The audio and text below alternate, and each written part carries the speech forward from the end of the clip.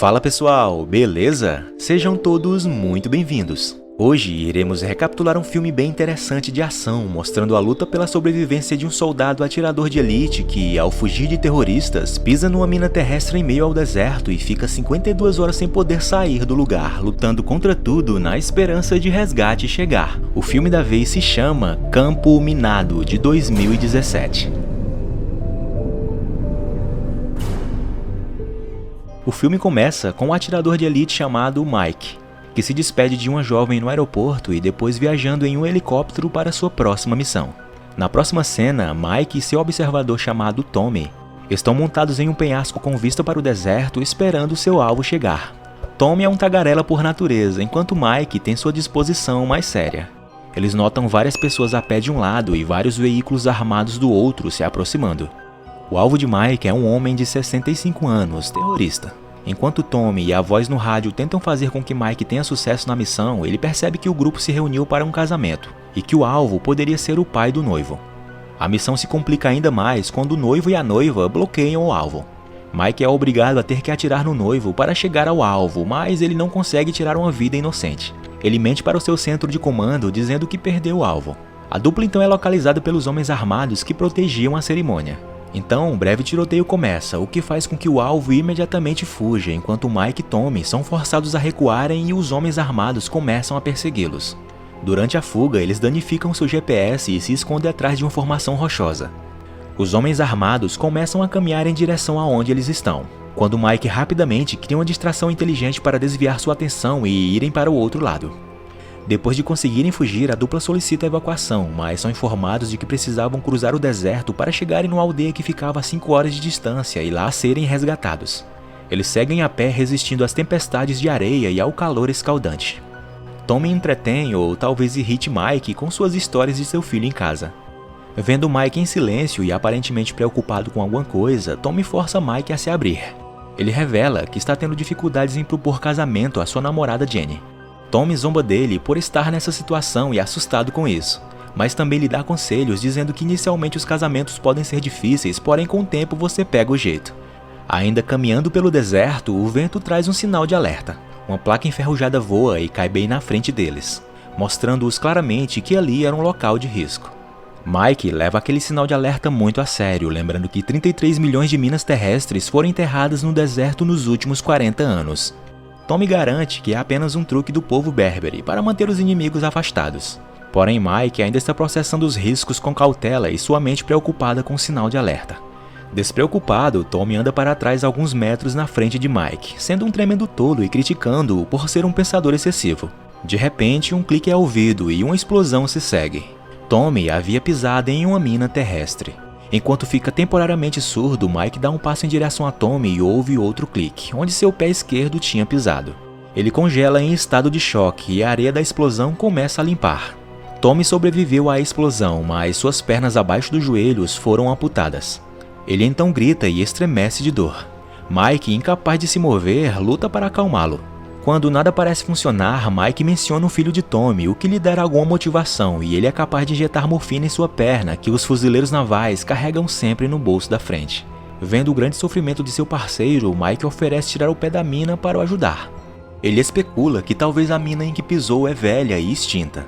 Mas Tommy o avisa para não fazer isso, então ele puxa sua arma e aponta para sua cabeça. Ele diz a Mike que ele deve sobreviver não importa o que acontecesse e atira em si mesmo. Mike grita desesperadamente de tristeza. Ele está preso no deserto sozinho e incapaz de se mover. Ele logo cansa de ficar em pé e fica de joelhos. Então percebe que deve de alguma forma buscar o rádio caído ao lado do corpo de Tommy, que estava a alguns metros de distância.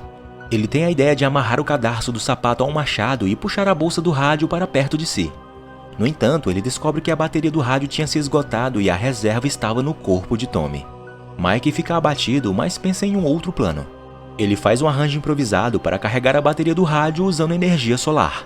Ele então consegue entrar em contato com seus superiores e pede evacuação imediata. Porém, ele é informado de que os helicópteros de resgate não podem voar até sua localização por causa das frequentes tempestades de areia. Mas se tudo corresse bem, um comboio o resgatará em cerca de 52 horas.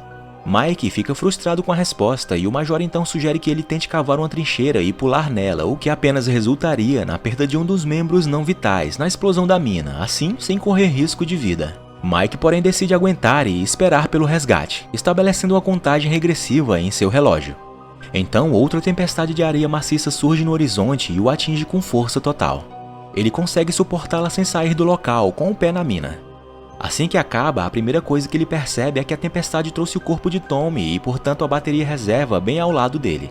No entanto, agora o rádio ficou muito longe de seu alcance.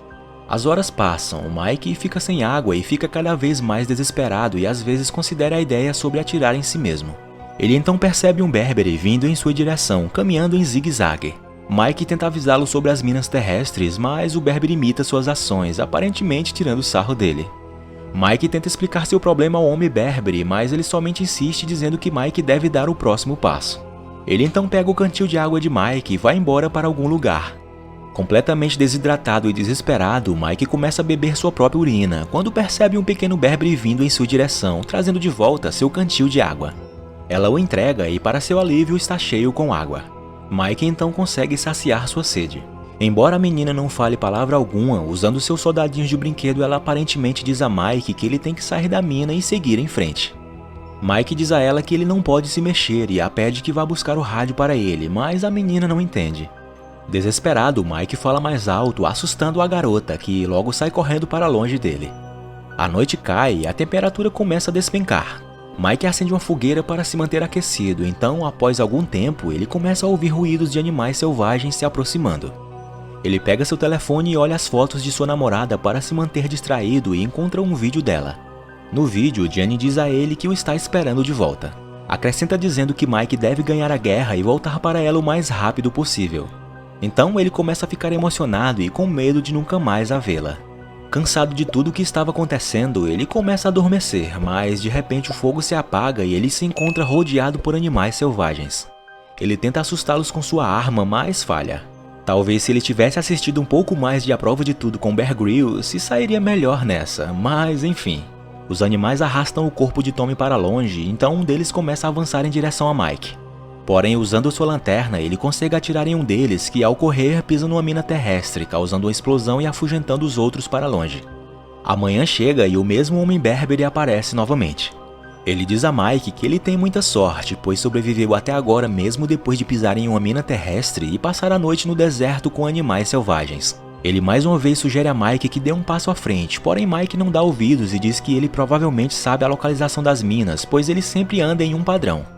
O Berbere responde que não sabe onde estão as minas terrestres e só anda em zigue-zague porque é mais seguro do que andar reto. Mike novamente pede a ele para buscar seu rádio. O homem finalmente concorda e pega o rádio para Mike e então segue seu caminho. Mike verifica o relógio e ainda faltava 24 horas para a ajuda chegar. Ele então devagar começa a ter alucinações vendo Tommy acordar de sua morte. O Tommy imaginário motiva Mike e diz a ele que ele vai sair dessa vivo. O sol se põe novamente e Mike começa a pensar sobre todos os erros que ele cometeu em sua vida. Ele começa a se arrepender de ter deixado sua namorada Jenny sozinha e vindo para aquela missão. Então novamente se encontra cercado por animais. Esses, com o tempo, nem mesmo as minas explodindo os espanta.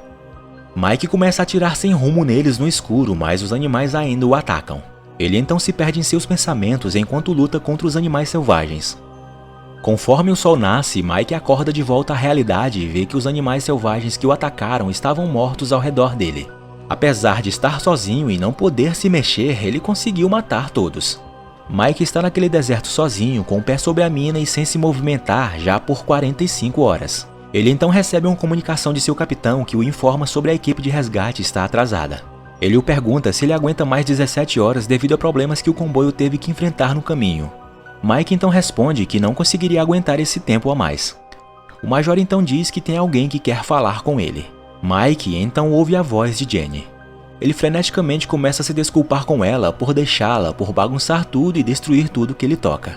Ele então começa a ter alucinações e vê Jenny sentada em um sofá na frente dele no deserto. Ele tenta alcançá-la, mas começa a perder as forças. Então começa a desanimar e se entrega à morte. Quando de repente o Berbere aparece e o segura, aparentemente chegando do nada. O homem começa a cuidar das feridas de Mike e conta a ele sobre a vez em que ele também pisou em uma mina terrestre que explodiu e destruiu sua perna. Ele diz a Mike que perder sua perna parecia como se ele tivesse perdido tudo em sua vida. Contudo, a dor de perder a perna foi embora quando ele conheceu a esposa e teve uma filha. Ele diz que aconteça o que acontecer em nossa vida, devemos seguir em frente. Mike diz ao homem que ele tem realmente sorte, que sua filha que lhe trouxe água é muito bonita e tem o sorriso do pai. O homem diz a Mike que ele não tem mais uma filha, pois ela havia morrido em uma explosão de mina durante uma de suas excursões de pai e filha para cavar minas e substituí-las por latas de estanho. Mike escuta isso, perplexo. O Berbere acrescenta, dizendo que estava feliz por sua filha ter vindo conhecer Mike, mas ele realmente precisa seguir em frente agora. Então ele vai embora e Mike vê a menina novamente indo segurar a mão de seu pai. Mas ela rapidamente desaparece com o vento. Mike então começa a ter alucinações novamente. Ele vê seu pai abusivo que costumava bater em sua mãe enquanto ele assistia impotente. Depois ele vê sua mãe em estado terminal, vê também os momentos adoráveis que passou com sua namorada. Então, naquele momento, ouve no rádio que a equipe de resgate está passando e precisa que ele mostre sua localização exata. Ele pega seu sinalizador, mas antes que conseguisse usá-lo, terroristas aparecem e começam a atirar nele do alto de uma duna. O tiroteio desencadeia várias explosões de minas nas proximidades, o que faz com que o sinalizador saia voando da mão e o alcance de Mike. Ele tenta atirar de volta, mas está muito fraco para isso. Então se lembra da namorada e usa isso como motivação.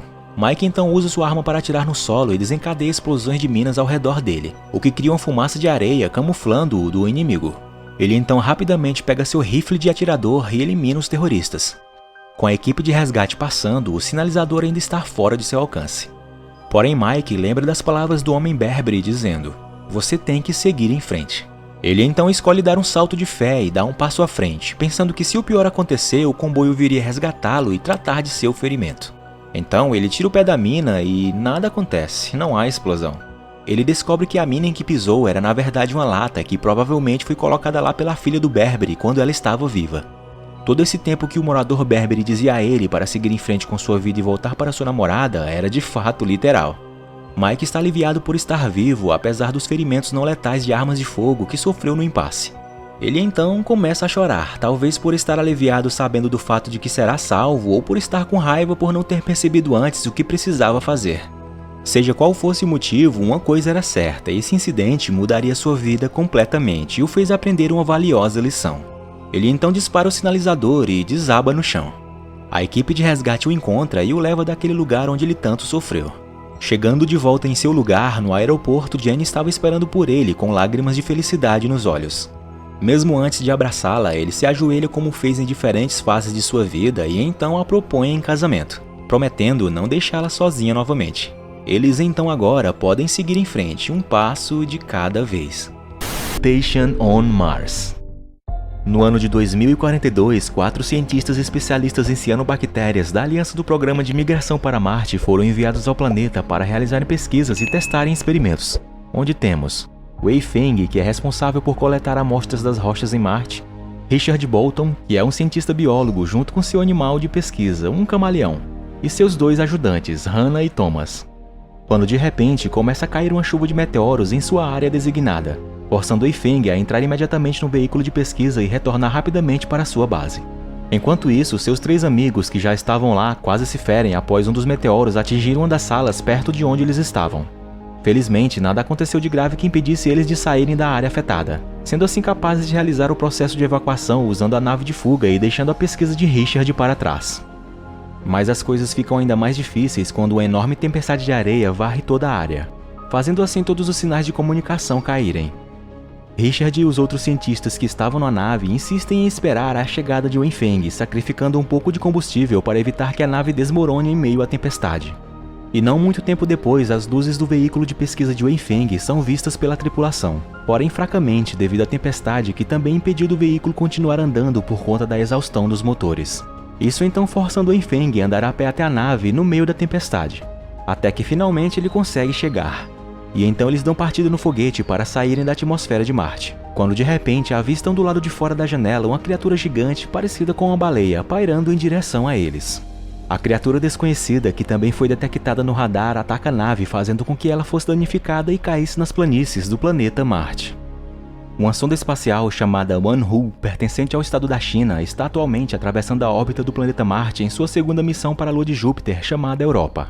Dentro da sonda estão 5 jovens astronautas chamados Tongfeng, Chen Shan, He Xing, Li Xiang e Du Ping, que é o capitão. Tongfeng é filho biológico de Wenfeng. Então, ao passar pela órbita de Marte, Tongfeng brevemente relembra seu passado, de quando seu pai iria sair para uma missão em Marte, sem ao menos imaginar a terrível situação que tinha acabado de acontecer com ele e os cientistas astronautas no planeta. A equipe encarregada da missão Europa, liderada pelo comandante Liu, recebeu de repente a comunicação de Frank, o responsável pela aliança do programa de migração da Agência Espacial para o planeta Marte. Em seu relatório, Frank recebe uma mensagem de vídeo e áudio contendo um pedido de ajuda de Wenfeng, que alega ter sido atacado por um objeto desconhecido que fez com que seu voo falhasse. Considerando o tempo necessário para enviar ajuda da Terra para Marte, que pode levar até 4 meses, Frank pede ajuda humanitária para a assistência da sonda Wanhu, que passava naquele momento pela órbita de Marte, para então realizar uma missão de resgate à tripulação. Após cuidadosa consideração, o comandante Liu então concorda com o pedido de Frank. Ele manda que a engenharia de visão analisasse quais possíveis objetos vistos flutuando fora da nave de fuga no vídeo enviado por Wenfeng, antes que ele finalmente entrasse em contato com a sonda Wanhu para sua nova missão, ou seja, pousar no planeta Marte e resgatar a tripulação da aliança do programa de migração que relatou ter sido atacada por um objeto desconhecido. Essa notícia deixa Tongfeng muito preocupado, porém ele age de forma profissional, mantendo a calma e deixando o capitão Du Ping distribuir os deveres de cada um da tripulação.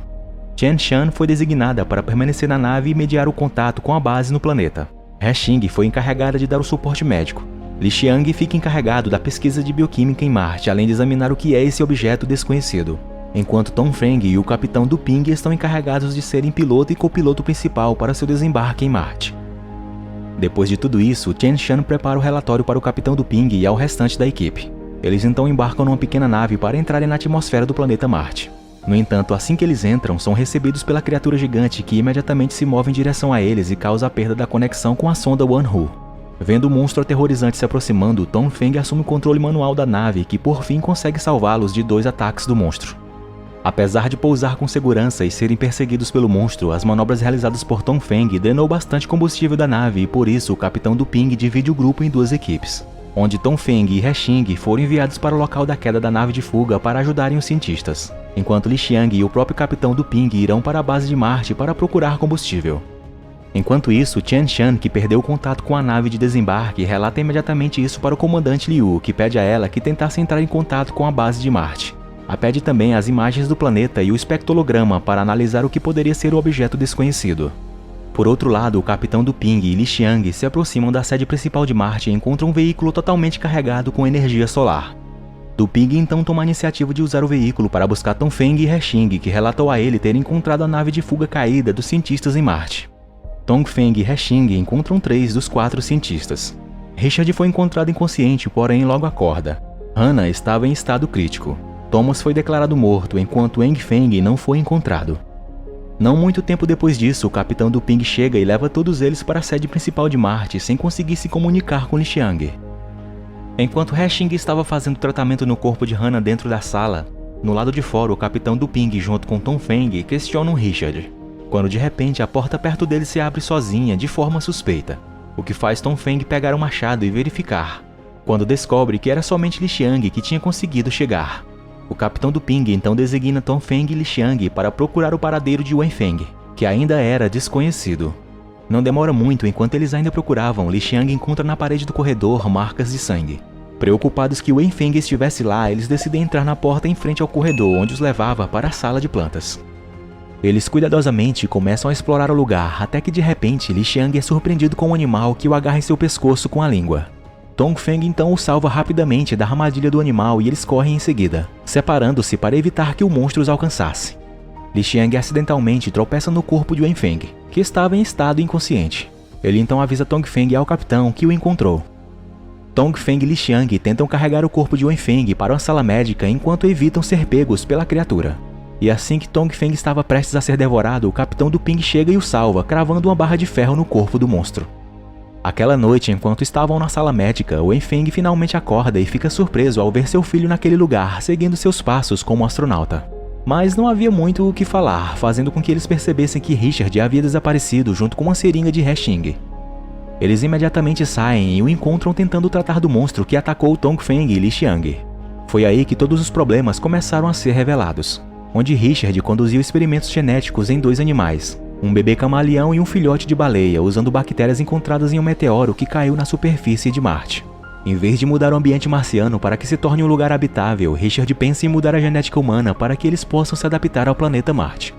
Obviamente, essa confissão deixou Wen-Feng muito irritado, mas antes que ele pudesse fazer qualquer coisa, o camaleão gigante acorda e devora Richard, o que faz instantaneamente o corpo do monstro crescer ainda mais. O camaleão gigante também ataca Dongfeng, mas Hexing chega com um machado e o salva. Eles então correm e se escondem na sala de cirurgia. Percebendo que a situação estava ficando cada vez mais perigosa, viram que era impossível deixar a criação de Richard viva. Então o capitão do Ping tenta entrar em contato com a sonda Wanhu, usando uma mensagem criptografada em um computador na base. Porém, ao mesmo tempo, ele também recebe uma mensagem enviada há 2 horas atrás, que os avisavam de um grande meteoro que estava prestes a cair na área onde se encontravam dentro de 6 horas. Sendo assim, restando apenas agora 4 horas para fugirem dali antes que o meteoro atingisse a superfície de Marte. Ao mesmo tempo, Li Xiang estava montando uma bomba com objetos improvisados e fala que precisaria de açúcar para aperfeiçoá-la. Então isso faz com que o capitão do Ping decida ir ao refeitório junto com Dongfeng para pegar o açúcar. Eles dois, com a ajuda de um lança-chamas, conseguem fazer com que o monstro ficasse longe deles, assim abrindo caminho para o resto da tripulação sair rapidamente para o veículo. Chegando ao refeitório, Dongfeng imediatamente procura o açúcar que precisavam, enquanto o capitão do Ping tenta lidar com um camaleão gigante que tem a capacidade de se camuflar, ficando praticamente invisível. Essa habilidade claramente fez com que o monstro conseguisse atacar o capitão e Dongfeng, causando assim danos à bomba que carregavam. Percebendo essa situação, o capitão do Ping empurra Dongfeng para fora do refeitório e se tranca junto com o monstro.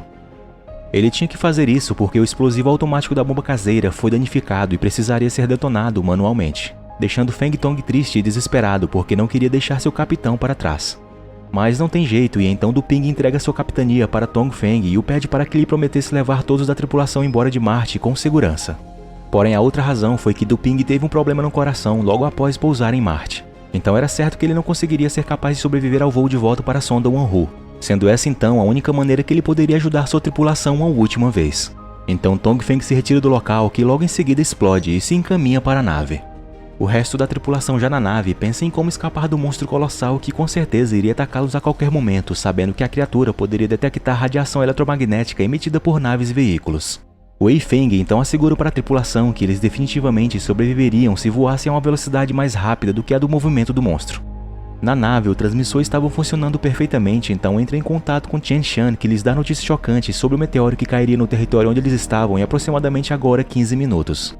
Isso faz com que eles pensassem muito como que com 15 minutos restantes eles poderiam voar evitando serem pegos pela criatura terrível e saírem da atmosfera do planeta. Wen Feng propõe a eles que voassem mudando o ângulo de decolagem, que a possibilidade disso faria com que o monstro fosse enganado por sua direção de voo, embora seja bastante arriscado. Logo após falar isso, Wen Feng diz que todos os dados importantes de suas pesquisas em Marte por 2 anos foram deixadas no veículo, então ele decide primeiro pegá-las e depois retornar. Mas logo após ele sair, Li Xiang descobre que os dados de pesquisa estavam dentro do caderno deixado na cadeira da nave onde eles estavam. Hexing vê também que, em vez disso, Wen Feng pegou o veículo e estava se distanciando da nave. Não muito depois, ele se comunica com a nave e finalmente foi descoberto que ele estava planejando usar a nave de fuga quebrada para atrair a criatura e matá-la, dando assim ao restante da tripulação uma chance de voar para fora de Marte com segurança. Dongfeng não podia aceitar a partida de seu pai e tenta sair da nave, mas Hexing e Li Xiang o seguram, lembrando a posição atual dele como capitão, que é responsável pelo sucesso da missão e pela segurança da tripulação, e esperavam que ele não desperdiçasse o sacrifício feito por Du Ping e agora também por seu pai. No final, foi com grande tristeza que Dongfeng aceita seu pai ir. Wei Feng então usa um módulo de fuga da nave destruída e consegue atrair a criatura, a matando em seguida com uma grande explosão no ar. Após isso, Dongfeng e sua tripulação conseguem voar antes da chegada do meteoro, que logo depois atinge a superfície de Marte, causando uma colossal explosão. Chegando na sonda Wanhu, Chen Shan recebe a tripulação restante, e logo percebe que o capitão do Ping havia se sacrificado pelo sucesso da missão que lhes foi confiada. Logo depois, eles reportam ao comandante Liu que estava na sede da Terra, confirmando que a nave Wanhu conseguiu salvar apenas a professora Hana e que o objeto desconhecido era na verdade um animal mutante. Por fim, o filme termina com respeito a todos os membros envolvidos e com a missão sendo bem sucedida. Obrigado por assistir e se gostaram, por favor, deixem aquela força com seu like e sua inscrição aqui no canal para mais vídeos como este. Fiquem todos com Deus e até a próxima. Fui!